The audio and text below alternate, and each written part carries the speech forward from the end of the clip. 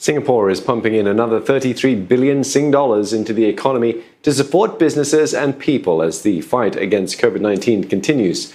It's the fourth budget this year, allocating $92.9 billion, or 19.2% of GDP.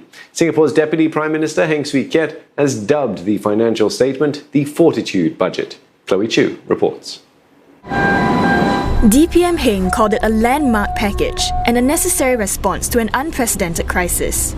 He added that $31 billion will be drawn from the country's past reserves to fund this budget, bringing the total amount to be used from its reserves to $52 billion.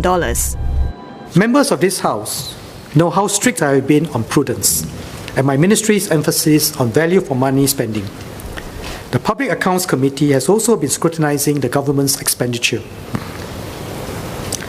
I have deliberated long and hard on the measures and went through many rounds of deliberations with fellow ministers and my staff.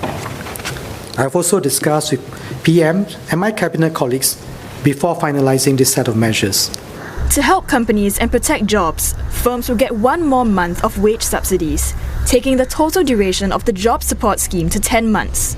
The scheme covers between 25% and 75% of the wages, and businesses that don't get to restart first as part of Singapore's phased reopening would get the upper limit of the subsidy. This was among the measures announced to help companies deal with costs, cash flow, and credit.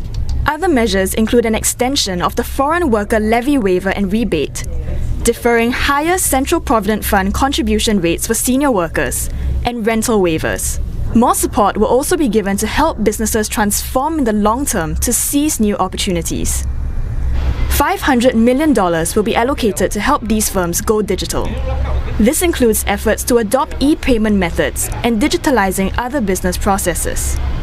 When it comes to careers, about 100,000 opportunities comprising jobs, traineeships, and skills training will be generated. They will also help meet diverse needs of firms across industries. The first component in this SG United Jobs and Skills package is jobs. We'll continue to expand the number of job opportunities in both the public and private sectors to more than 40,000.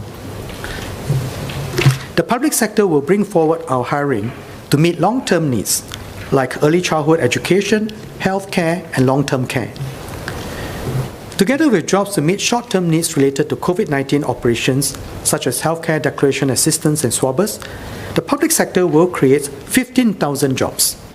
Households with at least one Singapore citizen will receive $100 in credit for their utility bills. And another $800 million will be set aside in a support grant to help people like those who have lost their jobs. $13 billion has also been set aside for what's called Contingent Budgeting, up from the usual $3 billion. These funds are to be used to respond to urgent and unforeseen needs quickly, given what DPM Heng called unprecedented levels of uncertainty sparked by the coronavirus. He cited potential developments like a second or third wave of infections, or if and when a vaccine becomes available. This will allow the government to respond quickly to any unforeseeable developments arising from COVID-19.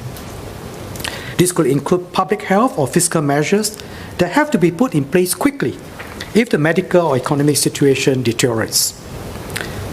We'll do our best to avoid this, but we must be prepared for any eventuality.